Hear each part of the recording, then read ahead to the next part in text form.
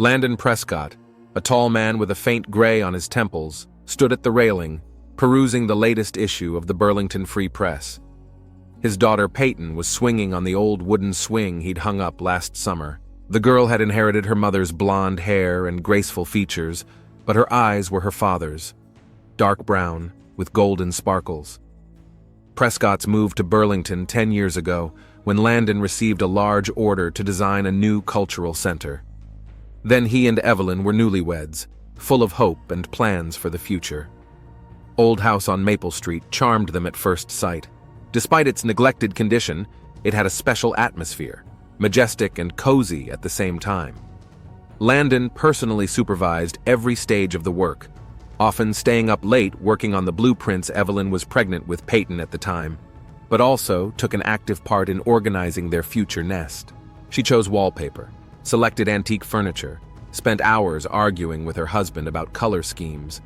Now their house was considered one of the most beautiful in the city. From the stained glass windows in the living room to the intricate carvings on the staircase railing, every detail was carefully considered. In the spacious studio on the second floor, Evelyn created her paintings. She began with landscapes, gradually moving on to more complex abstract compositions. Her works were distinguished by a special color palette. Muted tones suddenly exploded with bright accents, creating an almost hypnotic effect. Local art gallery gladly exhibited her paintings, and critics noted the distinctive style and depth of images. Landon was proud of his wife's success, always supported her creative endeavors. He equipped the studio with the latest technology, regularly brought from business trips rare materials for painting.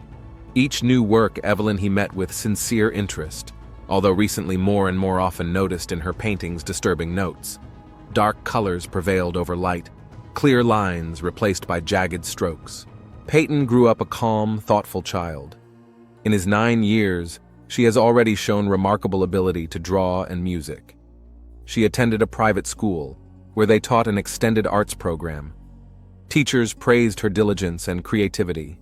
Especially the girl managed watercolor sketches, light, airy, filled with light. In the evenings, the family gathered in the spacious dining room.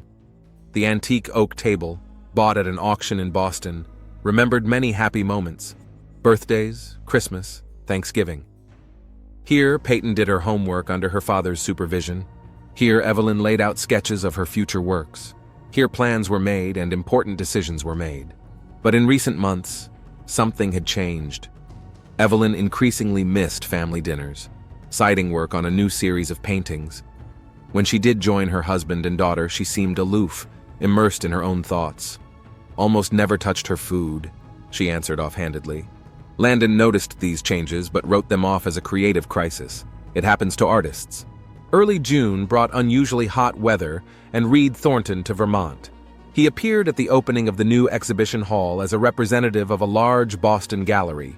Tall, trim, with correct facial features and slight unshaven, Thornton stood out among the local public with metropolitan gloss and special charisma.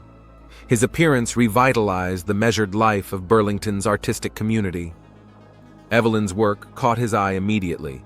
He stood in front of each painting for long periods of time, making notes in a leather notebook, asking about technique and inspiration. The proposal to become her agent sounded unexpected, but quite logical. Thornton saw in her work the potential worthy of national recognition. After the appearance of Reed in the life of Evelyn, something subtly changed. She seemed to wake up from hibernation. Her eyes sparkled. Movements became more energetic. In the voice appeared lively notes. Now she spent hours in the studio, creating new works with a kind of feverish inspiration. More often spent evenings on the phone, discussing with Thornton details of the future exhibition in Boston. For these conversations, she usually went to the garden, where among the blooming hydrangeas and old apple trees, her figure seemed especially fragile and lonely. Landon could not help noticing how his wife avoided his touch, how she avoided talking about the future, how she looked him in the eye less and less often. One night, as he was putting Peyton to bed, he heard a question that made his heart ache. "Daddy, why is Mom always in a hurry now?"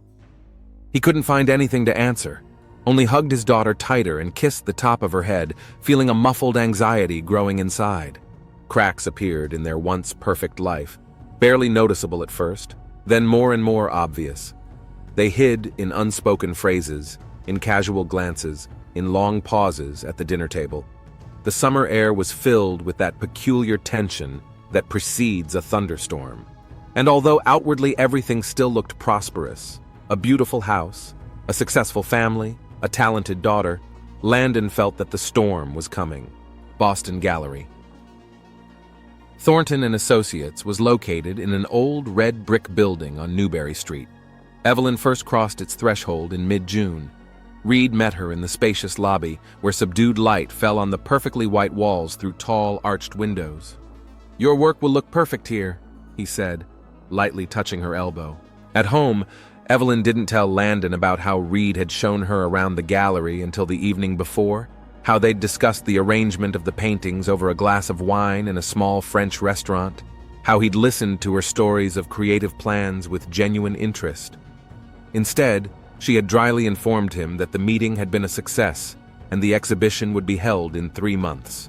An invisible wall appeared in their pastel-colored bedroom. Landon fell asleep alone. Evelyn was working late in the studio. He woke up alone. She was already out jogging or back in the studio. Shared memories that used to be warming now seemed like stills from someone else's movie. 15 years ago, they had met at a contemporary art show in New York. Landon, a young up-and-coming architect, was arguing with the curator about the concept of space. Evelyn, then a student at the Art Academy, intervened in their conversation, striking both of them with an unexpectedly deep understanding of the topic. 6 months later, they were married in a small church in suburban Manhattan. Now those memories came back to Landon more and more often on sleepless nights. He went over their first years together, the rented apartment in Brooklyn where they'd made plans for the future, the birth of Peyton, the move to Burlington, trying to figure out at what point something had gone wrong. Reed called Evelyn almost every day. At first, the conversations were only about the upcoming exhibition, but gradually the topics became more and more personal. He talked about his divorce, about his disappointment in the modern art market, about his dream of creating something real. Evelyn caught herself waiting for these calls, thinking up topics to talk about, changing plans to fit his schedule. Peyton began painting dark pictures. Unlike her usual sunny watercolors, the new works were charcoal, sharp lines, jagged shadows, lonely figures. A school psychologist called Landon in for an interview, concerned about the changes in the girl's behavior. "Children are very sensitive to the family atmosphere," she remarked gently as she showed the drawings. One evening, when Evelyn was once again delayed in town, Peyton crept into her father's study. "Daddy, does Mommy still love us?" she asked, rubbing the tassel of an old Indian pillow. Landon felt something shiver inside. He pulled his daughter to him, inhaling the familiar scent of baby shampoo, and lied, "Of course she does. She's just got a lot of work right now." Evelyn was indeed working hard. The new series of paintings were different from anything she had done before. There was a kind of sickly beauty to them, bright colors clashing with deep darkness, flowing lines broken by sharp angles. "This is a breakthrough," Reed said, looking at the canvases in her studio for long periods of time. He stood too close and Evelyn didn't pull away. Their first kiss had happened in the gallery after hours, among the paintings packed for transportation. Evelyn didn't remember who made the first move. She only remembered the overwhelming feeling of freedom and guilt at the same time.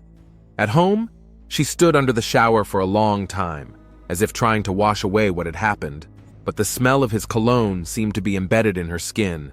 Landon began to find odd little things. An unfamiliar keychain in the hallway, a new scarf he hadn't bought, receipts from restaurants in other cities. He kept quiet, diving headfirst into his work. Took on an extra project in Portland, started traveling more often on business trips. Maybe he hoped the distance would make things better. Maybe he just didn't want to see the obvious. August was unusually hot. A heavy haze hung in the air, promising a thunderstorm that never came. Evelyn left for Boston more and more often, returning late at night with sparkling eyes and stories about the preparations for the exhibition. Landon lounged in his office more and more often, piled up with blueprints. Peyton was increasingly alone, climbing on the old swing in the garden with a book. The cracks in their house, so beautiful on the outside, were growing deeper. They hid behind the immaculate facades, behind the smiles on duty, behind the familiar routine. But sometimes, in the special silence of summer twilight, it seemed that one could hear them growing, these invisible cracks ready to turn into an abyss at any moment. The September morning was unusually cold. Landon woke earlier than usual and stood at the window for a long time, staring out at the frost-covered lawn. Evelyn's solo exhibition in Boston was due to open in 3 days. He still hadn't decided whether he would go to the opening. Evelyn came down to breakfast unusually animated. She was wearing a new dress, dark blue, with an elaborate neckline in the back. "Bought it for the exhibition," she explained, noticing the look in her husband's eyes. Landon remained silent, remembering the credit card statement the dress had been purchased 3 weeks ago at a boutique on Newberry Street. Peyton had been unusually quiet all day. At school, she drew a strange picture, a black house under a blood-red sky. The art teacher worriedly called Landon. "Maybe we should show the child to a specialist," she suggested. Landon promised to think about it, feeling his heart clench. The day stretched slowly. Landon worked from home, preparing documentation for a new project. Evelyn darted between the studio and the living room, packing paintings for transportation. They hardly spoke at all, only exchanged brief phrases about everyday trivia. In the evening, Evelyn unexpectedly suggested a family dinner. "It's been a long time since we've all been together," she said with a strange intonation. She pulled a bottle of Landon's favorite wine from the cellar and prepared his favorite roast. Peyton helped set the table, arranging the antique china that was usually used only on holidays. At dinner, Evelyn was unusually talkative. She asked Peyton about school, inquired about Landon's new project, recalled their first years in Burlington. At one point, Landon caught himself thinking that he hadn't seen his wife like this in a long time. The same, only her eyes remained cold as if inanimate. After dinner, Evelyn volunteered to do the dishes, which was rare. Landon sent Peyton to bed and went into the study. He had important drawings to finish. The house settled into that special nighttime silence that comes before a storm. At 11:30, Evelyn's cell phone vibrated. A message from Reed. "All set. I'm waiting." She walked slowly up the stairs, stopping at the door to her husband's office, stood, listening to the sound of pencil on paper, then went down to the kitchen. Landon did not hear her return, only smelled a strange odor, bitter almonds, and a sharp pain in the back of his neck. He turned around and saw the bronze statue, his 5th anniversary gift, in his wife's hands. There was no hatred or fear in her eyes, only cold determination. Evelyn methodically struck a few more blows, though it was no longer necessary. She carefully wiped the statue and returned it to its place on the bookshelf. Checked to make sure she hadn't stained her dress. She went down to the kitchen, washed her hands, pulled out her phone. Done. The housekeeper found the body in the morning. Mrs. Hendricks came 3 times a week, always early. She went upstairs to wipe the windows in the study and screamed so loud it woke up the whole house. Peyton ran out of her room. Evelyn sprinted out of the bedroom in a hastily thrown robe. The police arrived 12 minutes after the call. Patrolman Jackson was the first to enter the office, saw the body by the desk, the pool of blood on the antique Persian rug. He called CSU and a detective right away. This was clearly more than just a simple robbery. Evelyn was surprisingly collected. She answered questions clearly and calmly, offered the cops coffee, made sure Peyton was taken to a school friend's house. Only when the forensics team began photographing the body did she suddenly burst into tears, loudly, audibly, as if on cue. By noon, the Maple Street house had become a crime scene. Yellow police tape fenced off the driveway, men in white overalls were scurrying back and forth, neighbors gathered on the opposite side of the street, exchanging whispered details of what had happened. At 1 o'clock, an unremarkable gray sedan pulled up to the house. A tall man in a tattered trench coat got out. Detective Grayson Holt was famous for solving the most difficult cases. He stood for a moment looking at the front of the house, then slowly walked up the porch steps. The investigation was beginning. Meanwhile, at the Thornton and Associates Gallery in Boston, Reed was methodically destroying all traces of his correspondence with Evelyn Prescott, unaware that Detective Holt had already obtained a warrant to check the phone records. Grayson Holt had worked homicide for 20 years. He'd seen all sorts of things, but something about this case immediately struck him as wrong. Maybe too perfect a picture of the crime scene. Maybe the widow was too organized. Or maybe it was the girl's eyes, dark, wary, not at all childlike. The office was in perfect order, save for the overturned chair and the bloody stain on the carpet.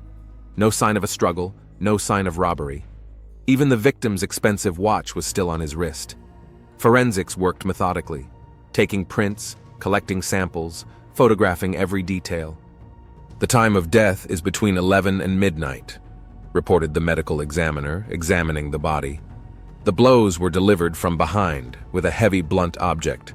The first blow stunned, the rest were unnecessary." Holt nodded, examining the bronze statue on the shelf. There were no prints or blood on it, but he was willing to bet it was the murder weapon. Witness interviews started with the housekeeper. Mrs. Hendricks, a full-figured woman in her 60s, fidgeted nervously with her apron. "Mr. Prescott was a good man, a caring father. Worked late a lot lately, and Mrs. Prescott, she changed this summer. She's become a stranger." The neighbors proved surprisingly observant. Mrs. Donovan, who lived across the street, spoke of frequent visits from an elegant man in a silver Lexus, and of Evelyn's long phone conversations in the garden. Mr. Parker, a pensioner from a nearby street, recalled seeing the car parked nearby on the night of the murder. Peyton was not questioned. The psychologist urged to wait. The girl was in a state of shock, almost did not speak. Only drew, black houses, black trees, black figures without faces. Evelyn held herself impeccably. She answered all questions calmly and confidently. On the night of the murder, she allegedly took sleeping pills and slept soundly. About the elegant man, spoke openly. It was her agent, Reed Thornton, preparing her first serious exhibition in Boston. "We often discussed the details over the phone. Landon knew about it." Holt requested call details. The results didn't surprise him. Dozens of conversations, some lasting more than an hour, many deep into the night. The next step was to check bank statements. Dining together at expensive restaurants, hotel bills, shopping in Boston stores. It all added up to a familiar pattern. On the fourth day of the investigation, forensics found the first major piece of evidence. They found a wiped rag with traces of blood in a trash can behind the house. DNA confirmed the blood was Landon's. They found microfibers on the rag that matched the fabric of Evelyn's new dress. Same day, the results came back on the figurine. The microscope showed tiny traces of blood in the recesses of the bronze. Someone had carefully tried to wash them out, but could not destroy them completely. Holt sat in his office for a long time, going through the photos from the crime scene. Something was bothering him. Some detail did not give him peace. And suddenly he realized, on one of the pictures of the desk, he could see the corner of an envelope. A plain white envelope on which Landon's handwriting was clearly marked, "For Peyton." Back at the Prescott house, the detective found the envelope in the top drawer of the desk. Inside was a letter and a thumb drive. "Dear Peyton," the letter began, "if you're reading this, it means I haven't had time to protect you." On the flash drive were pictures, lots of pictures. Evelyn and Reed in different places at different times, and bank records, large amounts of money transferred to offshore accounts. Landon had time to do his own investigation. "Check insurance," Holt told his assistant, "and find me everything you can about the financial status of the Thornton Gallery." He already knew the picture that would begin to emerge. The classic motive was money and passion. $1.5 million in insurance, a loss-making gallery, a love affair. All the elements are in place. That evening, the detective watched Evelyn Prescott being led out of the house in handcuffs. She walked with her head held high, still as beautiful and cold. And in the second-story window stood a small figure. Peyton pressed her palms against the glass and watched her mother being taken away. At that moment, Holt realized that he would never be able to forget this incident. Reed Thornton was arrested the next morning in his gallery. A search found deleted messages recovered by technicians. All done, waiting, and done. A short dialogue the night of the murder. That was enough to charge him with accessory after the fact. But the real clue lay in Peyton's paintings. In the black houses, black trees, and faceless figures, the girl told a story she couldn't put into words. She saw more than the adults thought, much more. There was an oppressive silence in the Vermont County courtroom. Evelyn Prescott sat motionless, staring straight ahead. Not a muscle in her face quivered as the prosecutor began to read the indictment. Reed Thornton, on the other hand, was nervously rubbing his tie, wiping the sweat from his forehead. The case seemed a foregone conclusion. The evidence, the motive, the testimony, everything pointed to the guilt of the defendants. But Detective Holt felt something was missing. Something important, hidden behind the obvious facts. The clue came out of the blue. The school psychologist brought Peyton's new drawings. Among the usual black sketches was one colored, a bright spot in the middle of darkness. On it, the girl depicted a scene in her father's study. 3 figures, one lying down, 2 standing, and a small figure in the doorway, Peyton herself. She saw the whole thing, Holt said quietly, looking at the drawing. She woke up to the noise and came downstairs. Peyton's interrogation was conducted very carefully, in the presence of a psychologist. The girl was silent for a long time, then spoke quietly, as if in a dream. "I heard a strange sound, as if something fell. Daddy was working late, and I just wanted to make sure he was okay." What she saw changed her life forever. Evelyn stood over her husband's body with Reed Thornton next to her. "He was holding some papers," Peyton recalled, "and he told my mom, 'It's going to be different now. We're going to get the money and the gallery will be saved.'"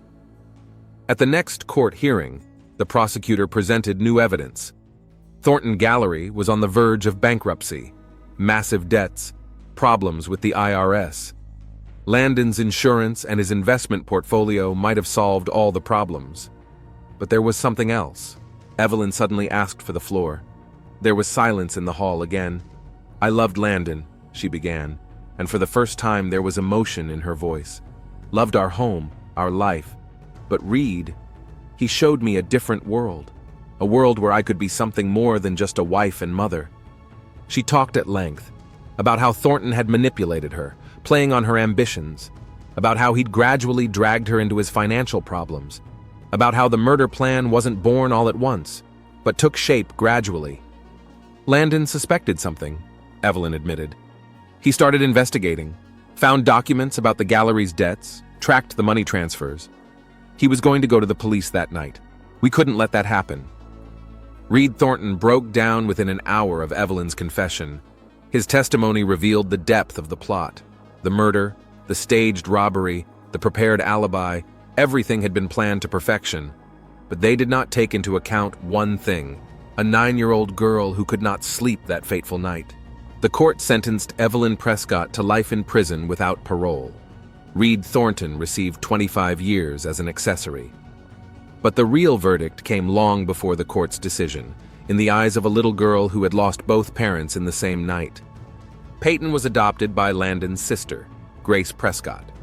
They moved to Portland, away from memories and prying eyes. Detective Holt received occasional postcards from them. The last one had a drawing, a light-colored house under a blue sky, no black shadows. Holt still has the Prescott's case file in his office. Sometimes, late in the evenings, he pulls it out, rereads the depositions, looks at the photographs. "Take care of your family," Landon wrote in a final letter to his daughter. "Sometimes the worst danger comes from within." And the old house on Maple Street is now home to another family. They've repainted the walls, changed the furniture, and planted a new garden. But locals say that sometimes at night, a light comes on in the windows of the second-floor study, even though no one goes up there.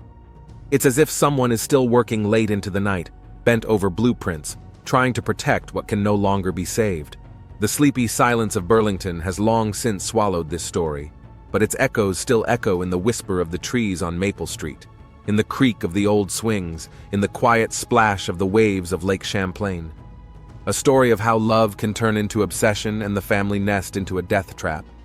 10 years later, the April wind was chasing clouds over Portland when Peyton Prescott stepped out of the Art Academy building.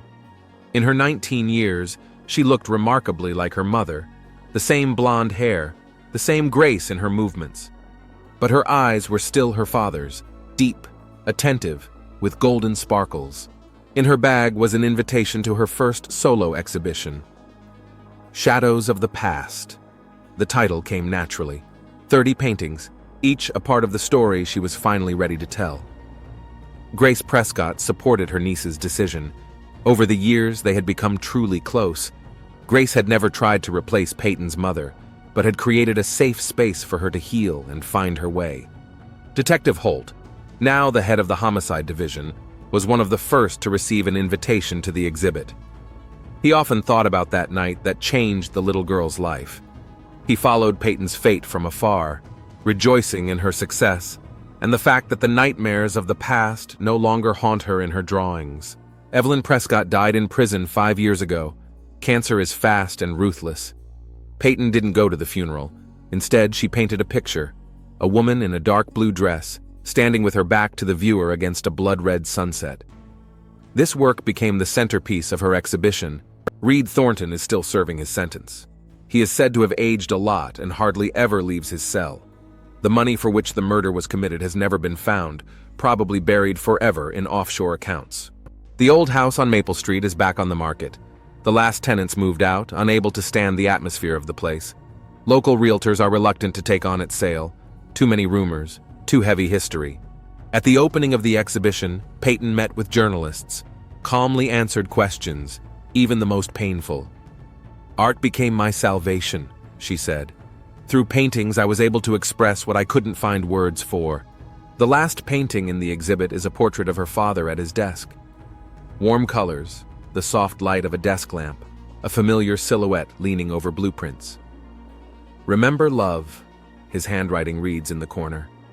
Those words Peyton found in the envelope Landon had left for her that last night. Life goes on. Peyton plans to go to graduate school. She has a loved one, friends, and dreams for the future. But every year on the day her father dies, she comes to Burlington, sitting on an old swing in the garden of an abandoned house, watching the sunset over Lake Champlain and thinking about how one decision, one fateful night can change many destinies. And in her studio there is already a new blank canvas. Peyton knows that only by continuing to paint, she will be able to keep the memory of her father and find a way to forgive. Not her mother, not Thornton, but first of all herself. For not being able to prevent the tragedy at the age of 9, for surviving and learning to move on. This is the story of the Prescott family. A story of love and betrayal, of sin and redemption, of darkness and light. A story written in blood on the canvas of memory, transformed by time and talent into a work of art. A story that reminds us, sometimes you have to go through the deepest darkness to learn to appreciate the light.